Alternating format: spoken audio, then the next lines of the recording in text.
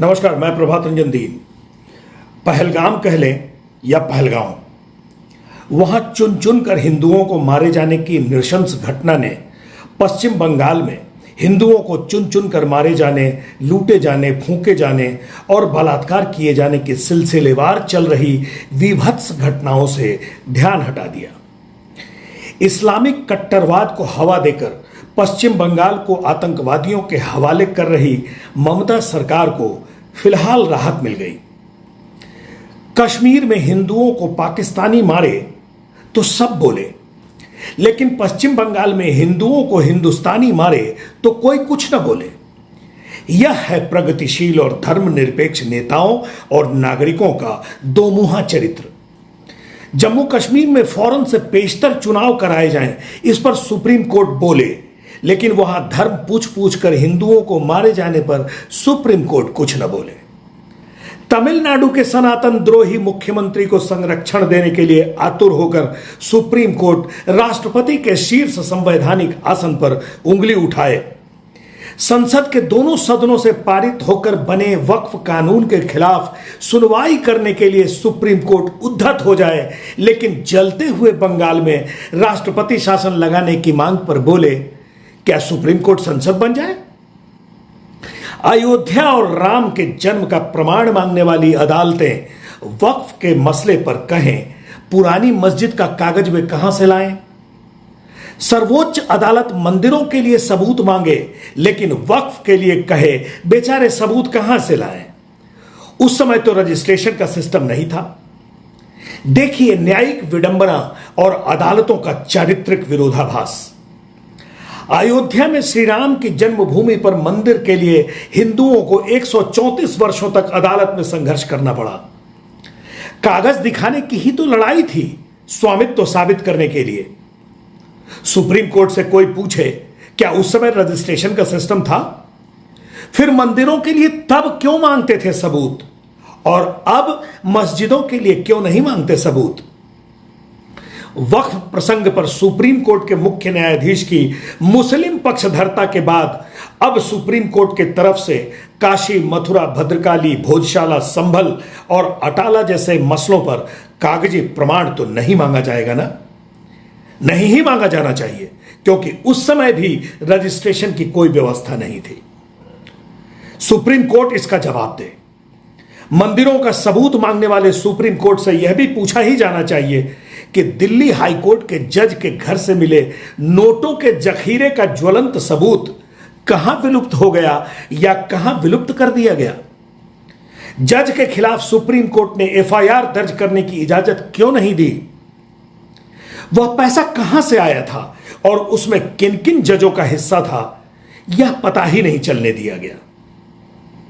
तो इसे हम सुप्रीम कोर्ट का पाखंडी और संदेहास्पद न्यायिक चरित्र क्यों न माने? सुप्रीम कोर्ट के संदेहास्पद और आपत्तिजनक व्यवहार के खिलाफ भाजपा के सांसद डॉक्टर निशिकांत दुबे या डॉक्टर दिनेश शर्मा आवाज उठाएं।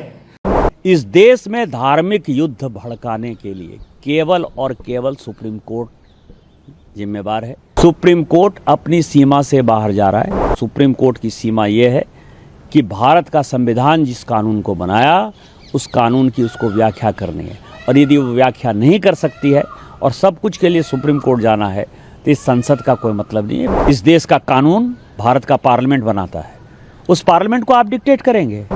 अभी आप समझिए, मैंने आर्टिकल 141 का बहुत बड़ा जो है अध्ययन किया है। आर्टिकल 141 कहता है कि हम जो कानून बनाते हैं, हम जो जजमेंट देते हैं, वो लोअर कोर्ट से लेकर सुप्रीम कोर्ट तक लागू है। कानून की व्याख्या करने का अधिकार सुप्रीम कोर्ट का है।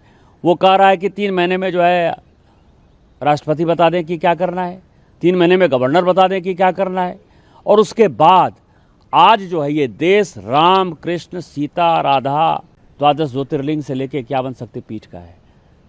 सनातन की परंपरा है, लाखों साल की परंपरा है। आप जब राम मंदिर का विषय होता है तो आप राम मंदिर में कहते हो कि कागज़ दिखाओ, कागज़ दिखाओ। कृष्ण जन्मभूमि का मामला आएगा मथुरा में तो कहोगे कागज़ दिखाओ। आप जब शिव की बात होगी, ज्ञानवापी मस्जिद की बात आएगी, कागज़ दिखाओ। मुगलों के आने के बाद जो मस्जिद बने हैं उसके लिए कहते हैं कि आप कागज़ कहाँ से दिखाओ। इस देश में धार्मिक युद्ध भड़काने के लिए केवल और केवल सुप्रीम कोर्ट जिम्मेवार है। सुप्रीम कोर्ट अपनी सीमा से बाहर जा रहा है। सुप्रीम कोर्ट की सीमा ये है कि भारत का संविधान जिस कानून को बनाया उस कानून की उसको व्याख्या करनी है, और यदि वो व्याख्या नहीं कर सकती है और सब कुछ के लिए सुप्रीम कोर्ट जाना है तो इस संसद का कोई मतलब नहीं है, विधानसभा का कोई मतलब नहीं है, उसको बंद कर देना चाहिए। जो अपॉइंटिंग अथॉरिटी है उसको आप निर्देश कैसे दे सकते हैं? भारत के चीफ जस्टिस का अपॉइंटमेंट भारत का राष्ट्रपति करता है।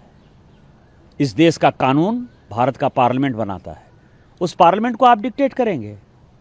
यहाँ पूरा जजमेंट लिखा हुआ है कि राष्ट्रपति का क्या अधिकार है, उपराष्ट्रपति का क्या अधिकार है, प्रधानमंत्री का क्या अधिकार है, हमारे पार्लियामेंट का क्या अधिकार है, हमारे सुप्रीम कोर्ट का क्या अधिकार है, हाई कोर्ट का अधिकार है। जब सब कुछ लिखत पढ़त में है तो तुम नया कानून कैसे बना दिया? 3 महीना कहाँ से लेके आ गए कि राष्ट्रपति को 3 महीने के अंदर फैसला करना है? ये किस कानून में लिखा हुआ है? इसका मतलब ये है कि आप इस देश को एनार्की की तरफ ले जाना चाहते हो, और एनार्की जो है इस देश में बर्दाश्त नहीं होगी। जब नया कानून आएगा, जब नया पार्लियामेंट बैठेगा, इसके ऊपर विस्तृत चर्चा होगी, और फिर से नेशनल जुडिशियल अकाउंटिंग सिस्टम जो हमने NJAC बनाया था, जिसमें कि राष्ट्रपति का चुनाव कैसे होगा, प्रधानमंत्री का कैसे चुनाव होगा, वो तो संविधान में लिखा हुआ है, लेकिन आपके भाई भतीजावाद के आधार पर जज का चुनाव नहीं होगा। इस देश में जितने गृह युद्ध हो रहे हैं उसके जिम्मेवार केवल यहाँ के chief justice of India Sanjeev Khanna साहब हैं। अब जहां तक वक्फ बोर्ड पर न्यायालय के निर्णयों का या इनका तमाम चीज संदर्भ आता है, बाबा साहब भीमराव अम्बेडकर ने जो संविधान बनाया है उसमें जो विधायिका है, जो न्यायपालिका है, इनके अधिकारों का बड़ी अच्छी तरीके से वर्णन दिया हुआ है। वक्फ बिल अब एक विधेयक बन चुका है, सारा विपक्ष लग गया, सारे वकील, जो तथाकथित वकील जो अजमल से लेकर, अजमल कसाब से लेकर और अफजल गुरु तक के पैरोकार रहे हैं, वो सारे के सारे आ गए एक साथ, और उनको बंगाल की चिंता नहीं दिखाई पड़ती जहां पर हिंदुओं का कत्लेआम हुआ है। उनकी पैरोकारी के लिए एक वकील के मन में वेदना नहीं आई जो वक्त के चुनाव का वो लड़ रहे हैं, केसेस लड़ रहे हैं। तो भाजपा संगठन उस सांसद के खिलाफ निंदा वक्तव्य जारी करे और उसे सार्वजनिक तौर पर धिक्कारे। यह है भाजपा का 56 इंच वाला ढोंगी शौर्य चरित्र। राम मंदिर पर भाजपाई इतराए, लेकिन राम मंदिर आंदोलन के स्तंभ पुरुषों को हाशिए पर डालने का ऐतिहासिक अपराध करे। यह है भाजपा का दोहरा सनातनी धार्मिक चरित्र। तमिलनाडु के सैकड़ों हिंदू मंदिरों पर चढ़ावे का 1000 किलो सोना गलवाकर सरकार बैंक में डाल दे, इस पर कोई बयान तक नहीं, लेकिन हिंदुओं के रहनुमा होने का छद्म चलता रहे। यह है भाजपा का असली राजनीतिक चरित्र। भारत को बांग्लादेश की तरह बदनुमा बनाने के षड्यंत्रों में शामिल नेता एक जेब में खंजर और दूसरी जेब में संविधान लिए घूमता हो, यह है कांग्रेस पार्टी का असली गांधी धर्म। बाकी तो सब पिछलग्गू हैं, वह समाजवादी हो या वामपंथी ढोंगी जमात या कोई और। युद्ध के मुहाने पर खड़े भारतवर्ष को दिहाड़ी सैनिकों के हवाले करने वाले बयानवीर भाजपाइयों का असली राष्ट्र धर्म सेना झेल रही है और देश भुगत रहा है, कभी जम्मू कश्मीर में, कभी लद्दाख में, तो कभी अरुणाचल प्रदेश में। योद्धाओं को उपेक्षा के गलियारे में धकेल देने और क्लीव चाटुकारों को अग्रणी पंक्ति में रखने की कला में भाजपा के मौजूदा अलंबरदार बड़े माहिर हैं। भाजपा सांसद निशिकांत दुबे हों या दिनेश शर्मा, इनकी बेबाकी और साहसपूर्ण बोली भाजपा के शीर्ष नेताओं को रास नहीं आई। यह तो आप सब लोगों ने देखा। इन्हें योद्धा कभी पसंद नहीं रहे। आप थोड़ा फ्लैशबैक में चलें तो आपको राम जन्मभूमि आंदोलन के जुझारू और प्रतिबद्ध नेताओं के चेहरे याद आएंगे। उनका क्या हश्र किया गया, यह सबके सामने है। उन अग्रणियों में आपको बजरंग दल के नेता विनय कटियार की बेबाकी जरूर याद आएगी। विनय कटियार आज कहां हैं? उनके योगदान और उनकी कर्मठता का उन्हें क्या सिला दिया गया?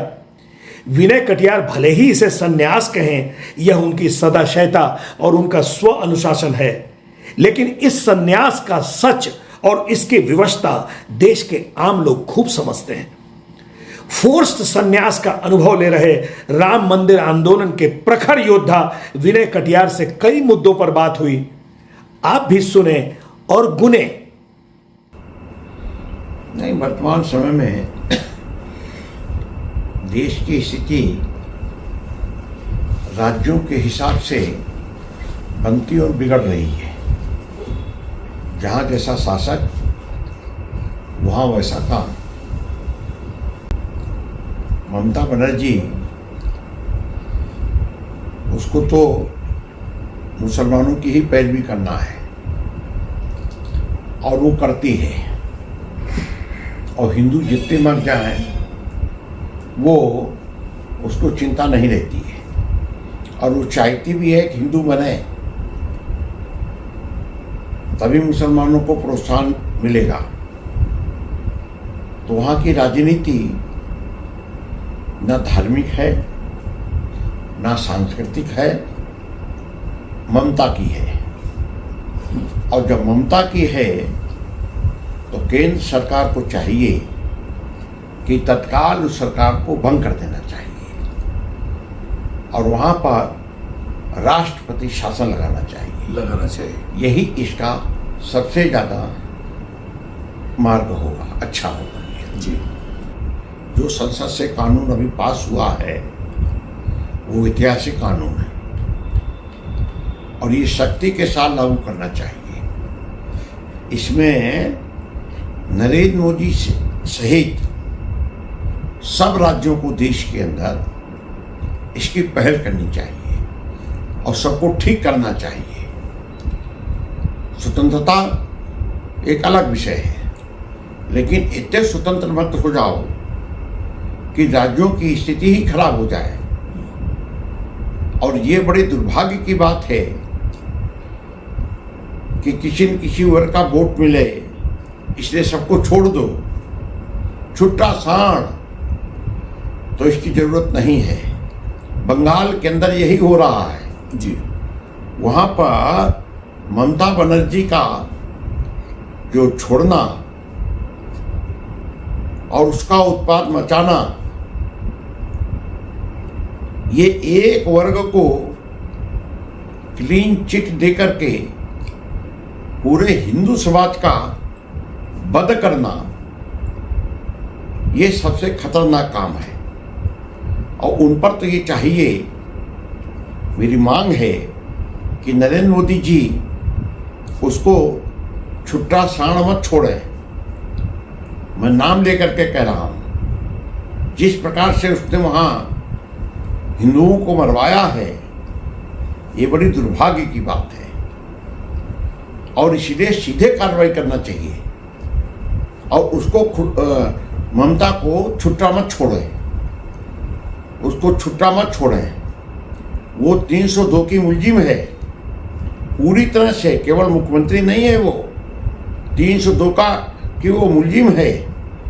एक वर्ष को मुसलमानों को प्रोत्साहित करते हुए और हिंदू समाज के लोगों का आम कत्लेआम कराने वाली ये महिला, इसको जेल के अंदर बंद करना चाहिए। ये बड़े दुर्भाग्य की बात है कि नरेंद्र मोदी जी ने एक्शन नहीं लिया। मेरे जैसा व्यक्ति अगर होता तो इनको ऐसा ठीक करता, आजम कारावास में बंद करा देता। तो बंगाल के लोगों में ये रिजेंटमेंट भी है कि इतनी अराजकता के बावजूद केंद्र सरकार इसमें सीधा एक्शन, सीधी कार्रवाई क्यों नहीं कर रही है। तो क्या ऐसा तो नहीं कि बीजेपी भी एक राजनीति कर रही हो? नहीं, बीजेपी राजनीति कर भी नहीं पा रही। वहां उन्हीं के लोग मारे जा रहे हैं, बीजेपी के लोग ही मारे जा रहे हैं, हिंदू मारे जा रहे हैं, मुसलमानों को खुला छूट दे दी गई है और वहाँ की राज्य सरकार के संरक्षण से हो रहा है। और इसीलिए आवश्यक है कि केंद्र को चाहिए वहाँ राष्ट्रपति शासन लगावे। अगर वो नहीं लगाते हैं तो सबसे ज़्यादा दोषी देश का प्रधानमंत्री होगा, चाहे तमिलनाडु हो और चाहे बंगाल हो। और तमिलनाडु में भी इससे ज़्यादा एक्शन लेना चाहिए। पूरा एक्शन लेना चाहिए। छुट्टा साड़ किसी को भी बनाने की आवश्यकता नहीं है। ये दोनों जगह जो स्थितियां हुई हैं, इस पर तो केंद्र सरकार को सीधा एक्शन लेना चाहिए। क्यों नहीं ले पा रहे हैं हमको नहीं मालूम है। हम तो बजरंगी आदमी हैं, क्या लेना क्या देना, लेकिन लेना तो है ही है। और हमने कहा है इस बात को कि जो हो रहा है ये ठीक नहीं है। हमारे जुडिशरी सहित सबको हस्तक्षेप करना चाहिए। किसी को कोई इतनी छूट न दे, यही अच्छा होगा। अपनी संवैधानिक व्यवस्थाएं हैं, जुडिशियल को तो अपना उस दायरे में उनको रहना ही है। और अगर वो नहीं कर पा रहे हैं तो ये अच्छा नहीं कर पा रहे हैं। मैं माफी के साथ कहना चाहता हूं सुप्रीम कोर्ट को कि इन दोनों राज्यों के अंदर तगड़ी कार्रवाई करें। अगर नरेंद्र मोदी नहीं कर पा रहे हैं तो सुप्रीम कोर्ट को चाहिए बंगाल के अंदर राष्ट्रपति शासन लगा दें, तमिलनाडु के अंदर यही काम कर दें। और जब तक एक्शन नहीं होंगे तब तक ठीक नहीं होगा। अभी जैसे एक प्रसंग पर और आपका ध्यान दिला दें कि तमिलनाडु सरकार ने सैकड़ों मंदिरों में जो चढ़ावे का जो सोना और ये जो जेवर वगैरह आता है, 1000 किलो से ज़्यादा सोना जब्त कर लिया और उसको बैंक में जमा करा दिया, उसको गलवाया। वो सारे जेवर गलवाए और गलवा के और उसको बैंक में जमा कर दिया और मंदिरों का सोना वो जब्त कर लिया गया। इस तरह से जिस तरह से मंदिरों पर आक्रमण हो रहा है, मंदिरों को लेकर इस तरह से हो रहा है, और तो यही कार्रवाई मस्जिदों पर होनी चाहिए, यही कार्रवाई चर्च में होनी चाहिए। तमाम जो पूजा स्थल है, सब जगह चढ़ावा अपने अपने तरीके से चढ़ता है।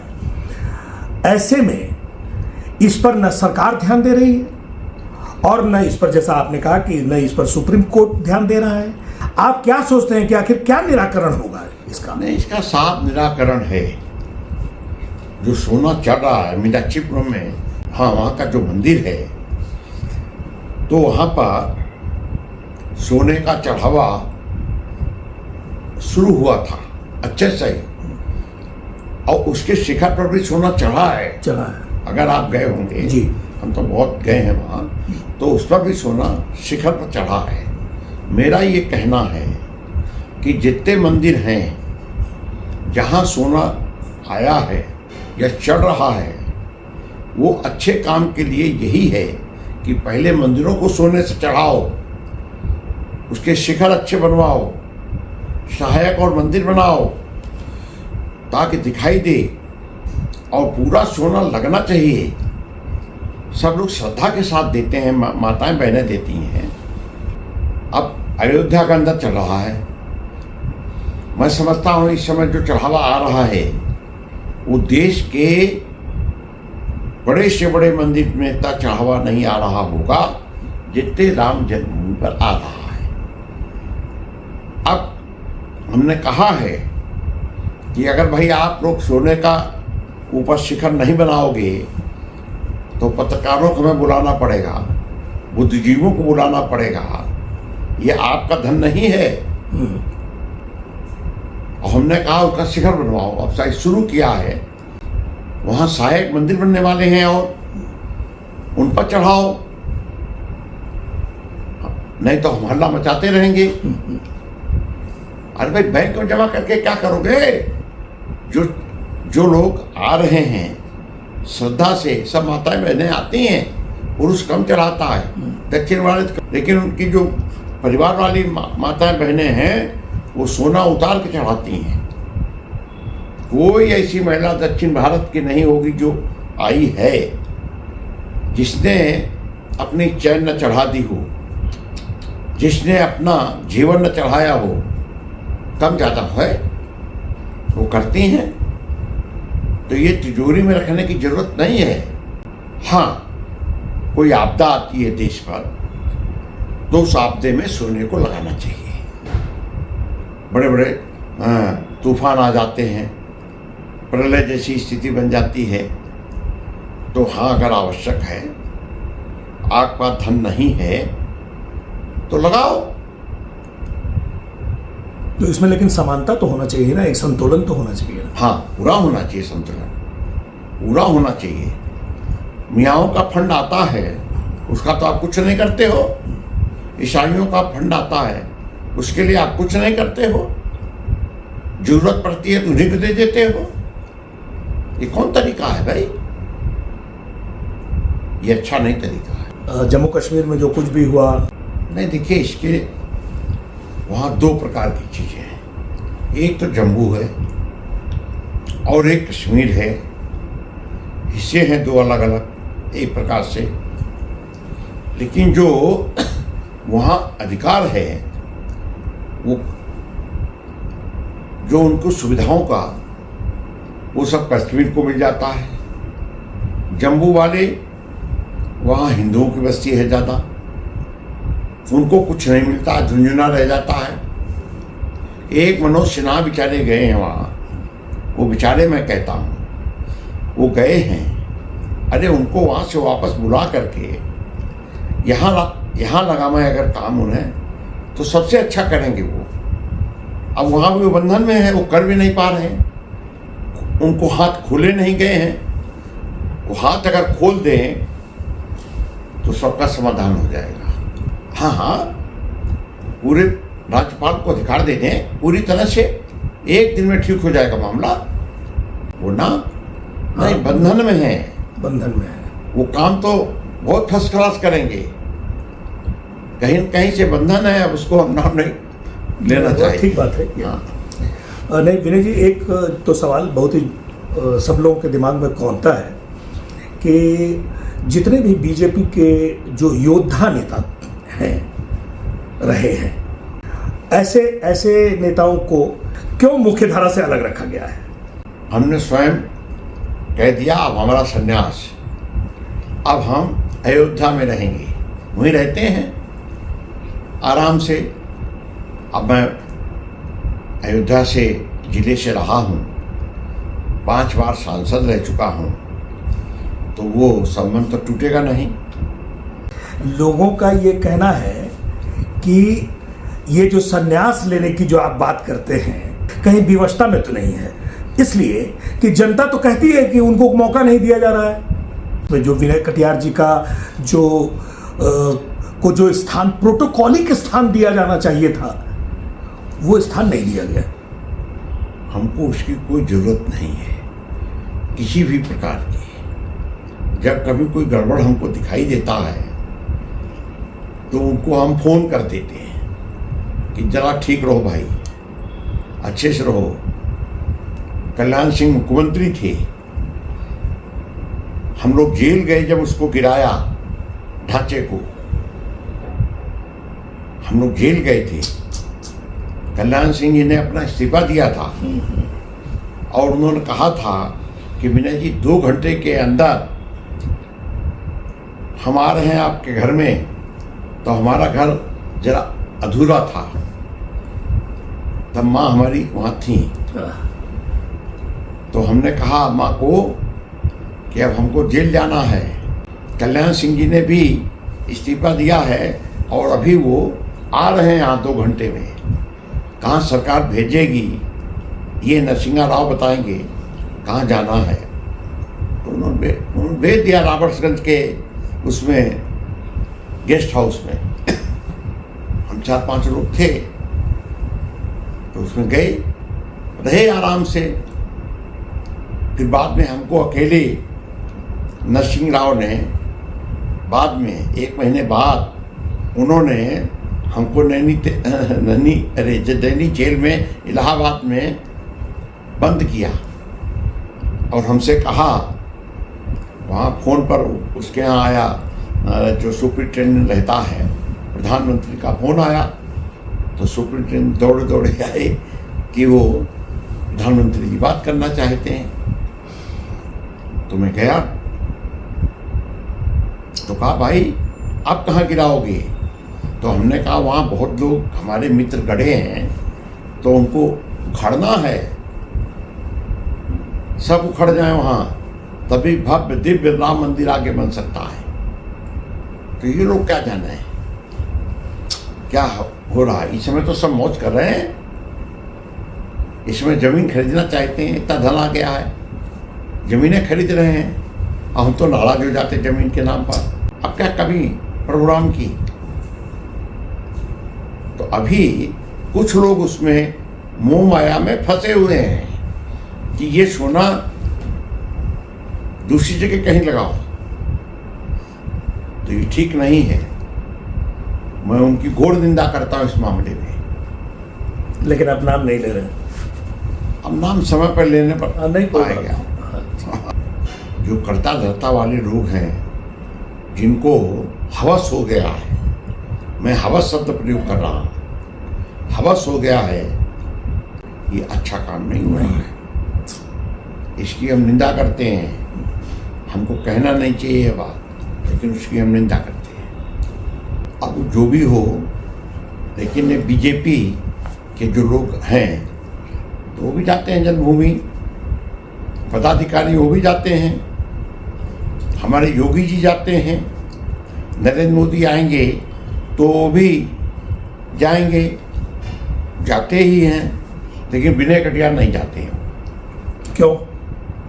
अब हो गया हमारा काम जो होना था, अब करें अपना काम, देखा जाएगा। फिर कुछ आगे कहीं बढ़ेंगे, यहीं क्यों रोएंगे हम।